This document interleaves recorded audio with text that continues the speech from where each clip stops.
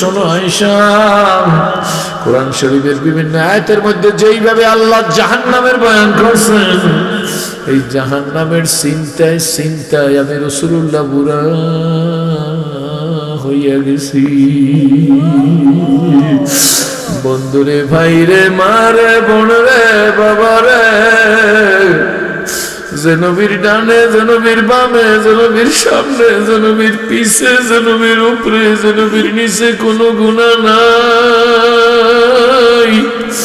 ওই নবী যদি বলে আয়েশা রে,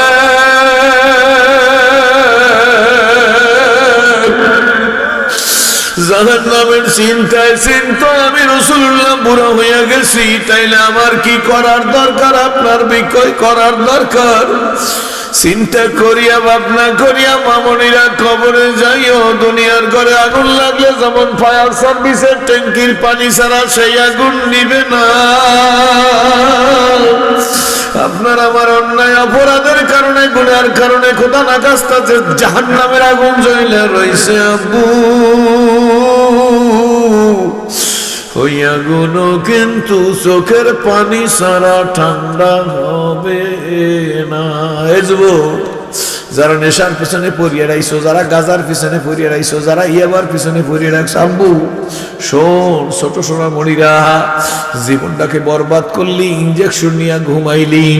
ইঞ্জেকশন নিয়ে ঘুমাইলে তাকে কি আর ঘুম বলে না, অচেতনতা বলে। তুই তো ঘুমাইতে পারো না, অচেতন হয়ে রইছো, জীবনের সুখ খোঁজো। আল্লাহর কসম করে গভীর রাত্রে সেরা জীবইলা গেল, ইয়াবার মধ্যে, গাজার মধ্যে, কোনোদিন বিড়ি সিগারেটের মধ্যে, নেশার মধ্যে জীবনে কোনোদিন সুখ পাবি না, সুখ পাওয়াও সম্ভব না। আজকে ফেব্রুয়ারি মাসের 5 না 6 তারিখ, আজকের 6 তারিখ, গেল মাসটা গেছে জানুয়ারি মাস, তার আগের মাস আর ডিসেম্বর মাস। ডিসেম্বর মাসের 21 তারিখ আমি ওই কুড়িগ্রাম ধরলা নদীর পারে বসিরউদ্দিন আহমেদ ঘুঘু মুন্সির কবরের পাশে জামিয়া ইসলামিয়া ফজলুল করিম রহমতুল্লাহ ফাউন্ডেশন, সেইখানে 3 দিন ব্যাপী চরমনের আদলে ইস্তেমার তৃতীয় দিনে হযরত পীর সাহেব হুজুরের আগে আমি বয়ান কুঞ্জে বলে আসছি।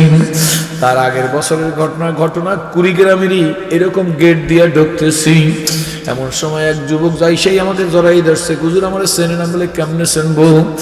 হুজুর আমার মাথায় যে টুপি দেখেন এইটা আপনার অবদান, এই যে দাড়ি দেখেন এইটা আপনার অবদান, হুজুর এই যে আমার জামা দেখেন এইটা আপনার অবদান। আমি বলে এমন কথা বলতে হয় না, আমার বাড়ি বরিশাল বিভাগ জালকাঠি জেলা নলছিটি থানা, তোমার বাড়ি কুড়িগ্রাম ধরলার পাড়ে, আমার অবদান হইল কেমনে? যুবক কাঁদে আর বলে হুজুর বললেই বুঝবেন। আমি বলে বললো তো অন্য জায়গায় যাও, গেটে তো ভিড় হয়ে যাইবে, সুতরাং এই সময় বলার কথা না, হুজুর 1-1.5 মিনিট বলবো। বলছে তাড়াতাড়ি বলো হুজুর, গত বছর আপনি ইস্তেমা আসছিলেন না? গত বছর বলতেছে তার আগের বছরের কথা। আমি বল তা তো আমি প্রতি বছরই আসি। হুজুর যখন আপনি গেট দিয়ে ঢোকেন, এ যুবক, এ সোনামণি, এ ইউনিভার্সিটির ছেলে, স্কুল কলেজের ছেলে, তোদের মেরিটকে কে ড্যামারিজ করিয়া দিল? তোদের মা বাপকে কে চিন্তায় রাখলো? আব্বু তোর কি একটু দরদ নাই? আমি অমুসলিমের ছেলে, ইসলাম কবুল করে তোদের দাওয়াত দিতে আসছি। যদি কপাল ভালো হয় আব্বু, আমার মালিকের চেনো, আমার মালিকের ধরো, আমার মালিকের রশি গলায় লাগাও। বাবারা, বন্ধুরা, ভাইরে, মারে, বোনরা, কোটিপতি রে, লাখপতি রে, বিদ্যান রে, টাকালা রে, বাড়িওয়ালা রে, যদি কপাল ভালো হয়, রাস্তার পাশের থানকুনি পাতা খাইয়াও ক্যান্সারের চাইতে কঠিন রোগ ভালো হইয়া যায়। আর কপাল যদি খারাপ হয়, ভেলোর মাদ্রাস সিঙ্গাপুর নিয়ে গেল, লাশ হইয়া বাড়ি আসা লাগে। যুবককে আমি বললাম কেমনে আমার অবদান হইল? হুজুর গত বছর যখন আপনি এই ইস্তেমার মধ্যে ঢোকেন, তখন আমি ইস্তেমার মাঠ থেকে বের হইয়া যাইতেছি, তার অর্থ আমি ইস্তেমায় আসি নাই। আমি বলতে কোথায় আসছো?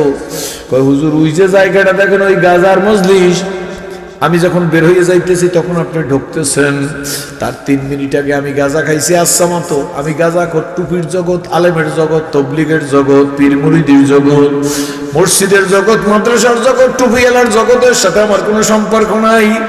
আপনাকে আমি ইউটিউবে চিনি, আপনার ওয়াজ আমি আগে দেখছি, অত মহব্বত করি নাই হুজুর। যখন এই গেট থেকে বাইরে যাইতেছি তখন আমার মুখ দিয়ে তাজা গাজার গন্ধ। আপনি ঢুকতেছেন, আমি তো আপনার হাতে হাত দেবো না, মুসাফা করবো না, কোনো পীর বুজুর্গ আলেম ওলামার ওয়াজ আমি শুনি না। গেট থেকে যখন বের হয়ে যাইতেছি আপনার গায়ের সাথে গা লাগাইয়ে যাইতেছি, ভিড়ের মধ্যে হঠাৎ করে দেখলাম কে যেন আমার হাতটা টান দিয়ে আপনার হাতের মধ্যে ঢুকাই দিল। হুজুর আপনি এমন পাগল, আপনি আমার হাতটা ধরে টান দিয়েন, আপনার বুকে নিয়ে লাগাই আমার গালের মধ্যে 3টা চুমা দিছেন, কপালে একটা চুমা দিয়ে সারিয়া দিছেন। আপনারা দেখি মারমার করে হাঁটতে যাইতেছেন, কিন্তু আমি হাঁটতে পারিনি। আমি দেখি আমার হাত পা অবশ হয়ে যাইতেছে। আমি দেখি আমার মাথার মধ্যে কে যেন হাতুড়ি দিয়ে বাড়ি মারে আর বলে, মুসলিমের ছেলে ইসলাম কবুল করিয়া দরলার পরে কলেমার দাওয়াত দিতে আসেন, আর তুই তোর গাড়ে বেলেট লাগা গাঁজা খাও, তুই কেমন মানুষ? হুজুর কোনো মতেই হাঁটতে পারি না, কোনো মতে পাটাই না, রাস্তার ওই পাশে গেছি, রাস্তার পাশে দিয়ে বসে পড়ছি, নিজের ডান পায়ের স্যান্ডেলটা খুলে গালের মধ্যে টাস টাস বাড়ি দিছি, বাম হাতে স্যান্ডেলটা নিয়ে গালের মধ্যে টাস টাস বাড়ি দিছি। এরপরে হুজুর উঠে গেছে, বলে কেন বাড়ি যাচ্ছ? হুজুর নিজে নিজে বলতেছি, আর গাঁজা খাবি আর দালিতে বেলেট লাগাবি। হুজুরের পরে পাউটাইনে বাজারে গেছি, একটা নতুন সাবান, একটা নতুন টুপি, একটা নতুন লুঙ্গি কিনছি, পাঞ্জাবি শার্ট আমার বাড়িতে কোনো মতে একটা আছে, বাড়িতে যেয়ে সন্ধ্যার সময় গোসল করতেছি। হুজুর আমি সন্ধ্যার সময় নতুন সাবান দিয়ে গোসল করে পবিত্র হব, আমার মা জানলা দিয়ে তাকাইয়া কাঁদতেছে। মা আমার সাথে কথা বলে না, আমিও মার সাথে কথা বলি না। মায়ের খামলে কেন কথা বলো না? হুজুর আমি তো সেই পিশাচ, আমি তো সেই অধম, আমি তো সেই জাহান্নামী, আমি তো সেই নরাদম।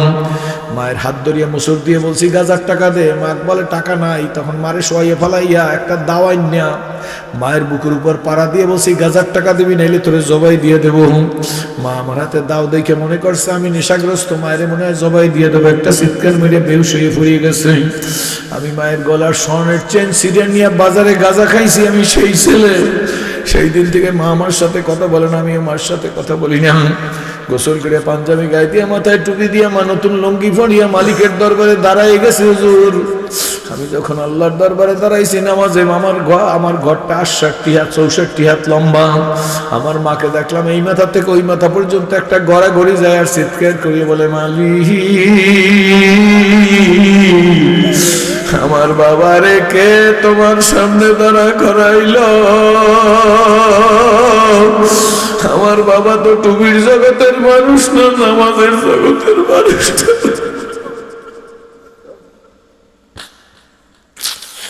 হুজুর আমি নামাজের মধ্যে মায়ের চিৎকার শুনতেছি। পুরা নামাজ শেষ করিয়া যাইয়াই দাওয়াই না মায়ের হাতে দিয়ে বলি, মা আমারে জবাই দে।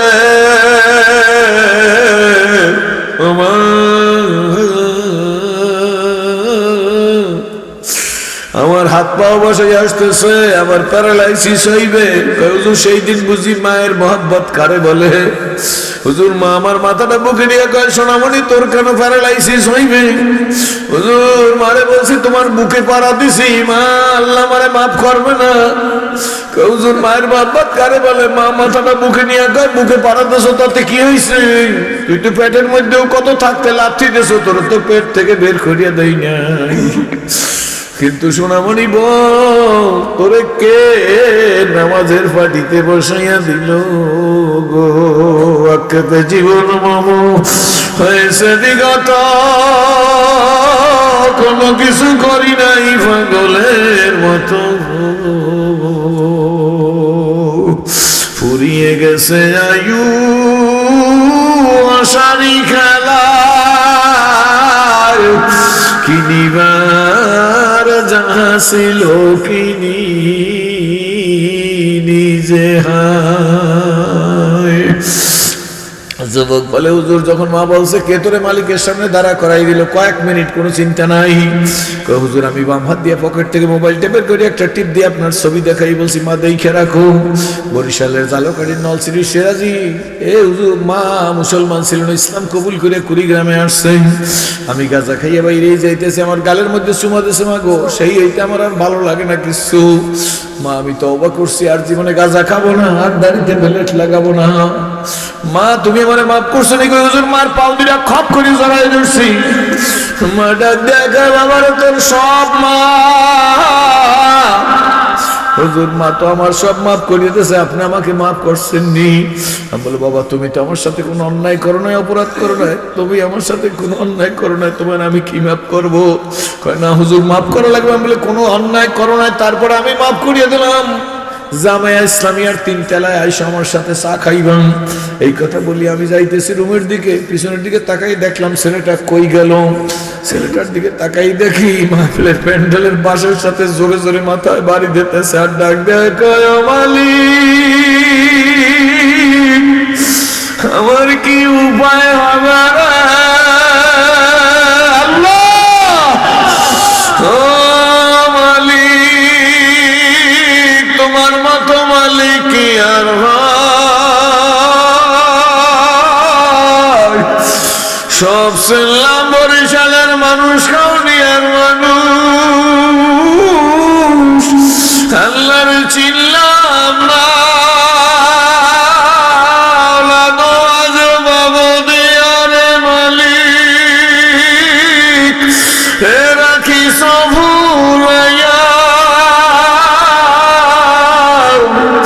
কোনদিন জানি নিয়ে যাবা ওই মসজিদের পালকিতে সাজাইয়া রে,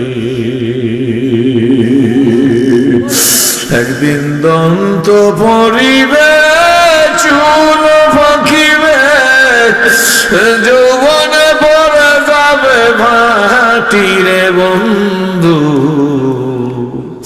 কারা সাহেব বানাইলাম ঘর বাহারি, কারা সাহেব বানাইলাম ঘর বাড়ি রে বন্ধু, কারা সাহেব বানাইলাম ঘর বাড়ি। দালান কোঠা পাকা বাড়ি আর কত করবি বাহাদুরি, তোর খাট পালঙ্গ স্বর্ণের বাড়ি, কারে যাবি দিয়া রে মানু,